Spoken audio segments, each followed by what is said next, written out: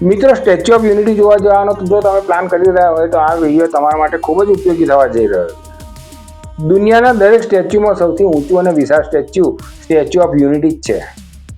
અંગ્રેજોની 200 વર્ષની ગુલામી બાદ ભારત દેશને આઝાદ કરવામાં જે વ્યક્તિનો સિંહ ફાળો રહેલો છે એવા આપણા લોકલાડીલા અને લોહપુરુષ શ્રી સરદાર વલ્લભભાઈ પટેલને આ સમર્પિત છે. તો મિત્રો, અહીં જવું કેવી રીતે, ત્યાં ક્યાં રોકાવું, જોવાલાયક કયા કયા પોઈન્ટ છે, આ પ્રકારની તમામ માહિતી હું આ વિડીયોમાં આપવા જઈ રહ્યો છું. જો તમે વિડીયોમાં નવા હોય તો વિડીયોને લાઈક અને ચેનલને સબસ્ક્રાઈબ કરી દેજો. નમસ્કાર મિત્રો, હું કીર્તિ સોની મારી આ ચેનલમાં આપ સૌનું સ્વાગત કરું છું. તો મિત્રો, પહેલા વાત કરીએ કે ત્યાં જવું કેવી રીતે. તો જો તમે બાય રોડ જવા માંગતા હોય તો સૌથી નજીકનું બસ સ્ટેશન અને રેલવે સ્ટેશન વડોદરાનું છે. અહીંથી તમે બાય બસ, બાય કેબ અથવા તમે પોતાનું વાહન લઈ સ્ટેચ્યુ ઓફ યુનિટી જઈ શકો છો. ટ્રેનમાં તમે એકતાનગર રેલવે સ્ટેશન આવી શકો છો. એકતાનગર રેલવે સ્ટેશન ઘણા બધા શહેરો સાથે વેલ કનેક્ટેડ છે. તમને તમારા શહેરથી ડાયરેક્ટ એકતાનગર સ્ટેશનની ટ્રેન મળી જાય તો આનાથી રૂડું બીજું શું હોઈ શકે. પણ જો તમને ડાયરેક્ટ ટ્રેન ના મળે તો તમે વડોદરા રેલવે સ્ટેશન આવી શકો છો. અહીંથી એકતાનગર રેલવે સ્ટેશનની ટ્રેન અથવા બસ આ બંનેમાંથી કોઈ પણ મળી જાય છે. જો તમે બાય પ્લેન જતા હોય તો સૌથી નજીકનું એરપોર્ટ વડોદરા જ છે. એકતાનગર સ્ટેશન આવ્યા બાદ અહીં દર 15 મિનિટે સ્ટેચ્યુ ઓફ યુનિટીની બસ મળી જાય છે અને તે પણ ફ્રી ઓફ કોસ્ટ.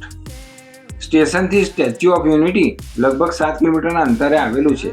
જો તમે પ્રાઇવેટ વ્હીકલ લઈને અહીં આવો તો તમારે તમારું વાહન શ્રેષ્ઠ ભારત બસ સ્ટેન્ડમાં પાર્ક કરવું પડશે.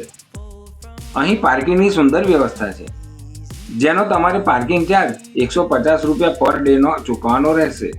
અહીં ઘણા બધા જોવાલાયક પોઈન્ટ આવેલા છે. તો એ પોઈન્ટ માટે તમે સ્ટેચ્યુ ઓફ યુનિટીની વેબસાઇટ પરથી ઓનલાઈન બુકિંગ કરી શકો છો, જેથી તમારે લાઇનમાં ટિકિટ માટે ઊભા રહી વેઇટ ના કરવું પડે. અહીં મિત્રો એક વાત જણાવી દઉં કે ટિકિટ માટે યુપીઆઈ કે કેશથી તમે ટિકિટ ખરીદી નહીં શકો.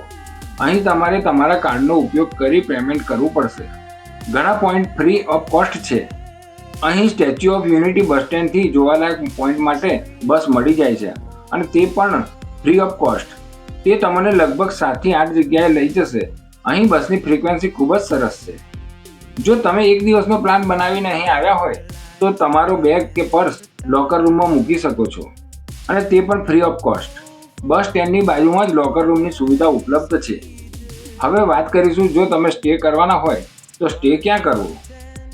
તો અહીં ઘણા બધા ટેન્ટ સિટી આવેલા છે, હોટલ્સ આવેલી છે અને હોમસ્ટે પણ આવેલા છે.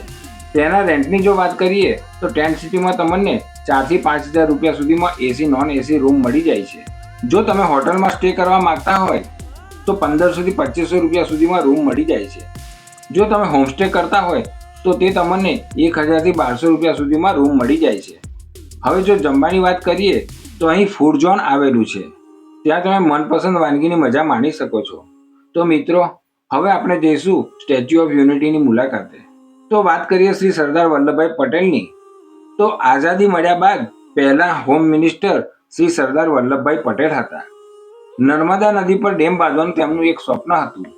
તેમનું તે સ્વપ્ન શ્રી સરદાર પટેલની જન્મજયંતિ ઓક્ટોબર 2018ના રોજ ભારતના વડાપ્રધાન શ્રી નરેન્દ્રભાઈ મોદીએ આ સ્ટેચ્યુને ઇનોગ્રેશન કરી પૂરું કર્યું હતું. વિશ્વની સૌથી ઊંચી પ્રતિમા સ્ટેચ્યુ ઓફ યુનિટી છે. એ સ્ટેચ્યુની ઊંચાઈની જો વાત કરીએ તો તે 182 મીટર ઊંચી છે, એટલે કે અમેરિકાની સ્ટેચ્યુ ઓફ લિબર્ટીથી લગભગ બમણી મોટી છે. આ સ્ટેચ્યુને બનતા 46 મહિના થયા હતા. હવે વાત કરીશું દરેક જોવાલાયક પોઈન્ટની. તો આ પોઈન્ટને એક્સપ્લોર કરવા માટે તમારે થોડું ચાલવાનું પણ થાય છે. જો તમારી ફેમિલીમાં કોઈ વ્યક્તિ ના ચાલી શકતી હોય તો તેના માટે વ્હીલચેરની પણ વ્યવસ્થા ઉપલબ્ધ છે અને તે પણ ફ્રી ઓફ કોસ્ટ. હવે મિત્રો વાત કરીશું કે સ્ટેચ્યુ ઓફ યુનિટી જોવા માટે ટિકિટનો ચાર્જ શું છે. તો અહીં 3 પ્રકારની ટિકિટ ઉપલબ્ધ છે. પહેલી ટિકિટની વાત કરીએ તો તે 150 રૂપિયાની છે. આ ટિકિટમાં તમે સ્ટેચ્યુના પગના ભાગમાં આવેલા exhibition hall, audio video vision gallery સુધી જઈ શકો છો. અહીં તમને સ્ટેચ્યુ ઓફ યુનિટીની બનાવટ, નર્મદા વિલેજ તથા સરદાર સરોવર ડેમની જાણકારી મેળવી શકો છો. અહીં વિડીયો વિઝનમાં સ્ટેચ્યુ ઓફ યુનિટી કેવી રીતે બનાવવામાં આવ્યું તેની જાણકારી મેળવી શકો છો. અહીં એક્ઝિબિશન હોલમાં સરદાર પટેલની નાની પ્રતિમા અને ફેસ સ્ટ્રક્ચર બનાવવામાં આવ્યું છે.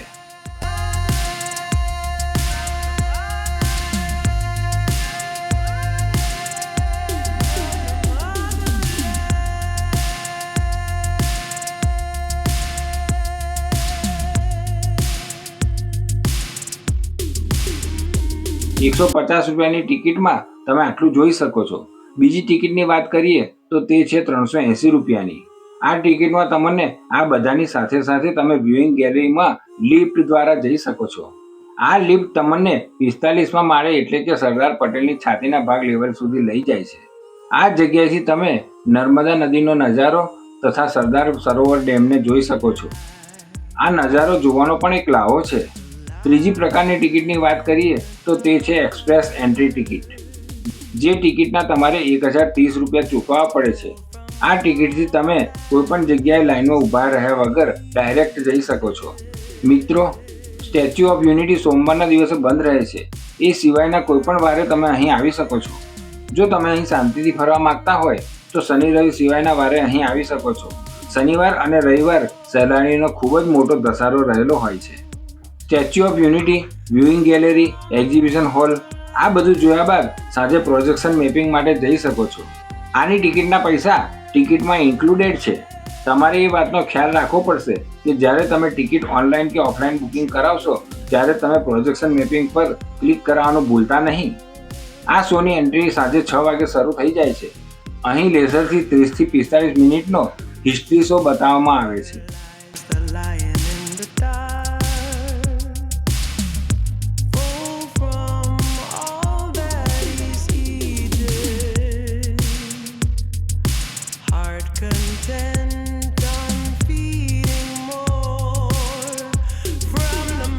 હવે વાત કરીશું વેલી ઓફ ફ્લાવર પોઈન્ટની. આ પોઈન્ટના પૈસા પણ તમારી ટિકિટમાં ઇન્ક્લુડેડ છે. અહીંની વિઝિટ કરવા માટે સ્ટેચ્યુ ઓફ યુનિટી બસ સ્ટેન્ડથી પણ બસ મળી જશે. જાત જાતના ફૂલોથી સુશોભિત આ ગાર્ડન ખૂબ જ સુંદર લાગે છે. આ ગાર્ડનમાં તમે ફોટોશૂટની મજા માણી શકો છો.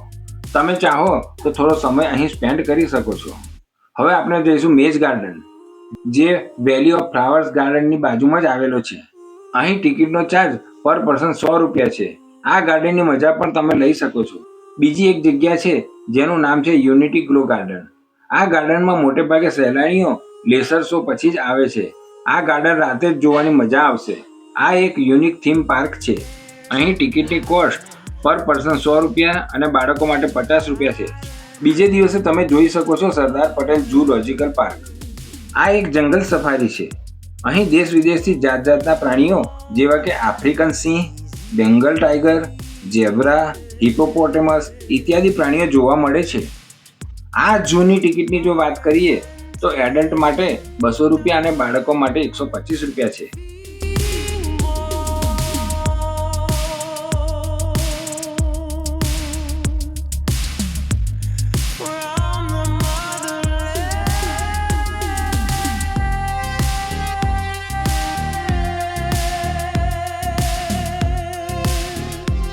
આ ઉપરાંત અહીં ઘણા બધા પોઈન્ટ્સ એક્સપ્લોર કરવા માટે આવેલા છે, જેવા કે pet zone, cactus and butterfly garden, Ekta nursery, Ekta cruise rides, children nutrition park, Arogya Van, Vishwa Van, Miyawaki forest ઇત્યાદિ. અહીં તમે વોટર એક્ટિવિટી પણ કરી શકો છો. મિત્રો, આ મારી જાણકારી આપણને કેવી લાગી? જો તમને વિડીયો પસંદ આવી હોય તો વિડીયોને લાઈક અને ચેનલને સબસ્ક્રાઈબ કરી દેજો. આવી જ રીતે નવા વિડીયોમાં હું નવી જાણકારી, નવી જગ્યા, નવા ડેસ્ટિનેશન સાથે આપણને ફરી મળીશ. અત્યારે મને રજા આપશો. મારી વિડીયો જોવા બદલ આપનો ખૂબ ખૂબ આભાર. ધન્યવાદ. નમસ્કાર.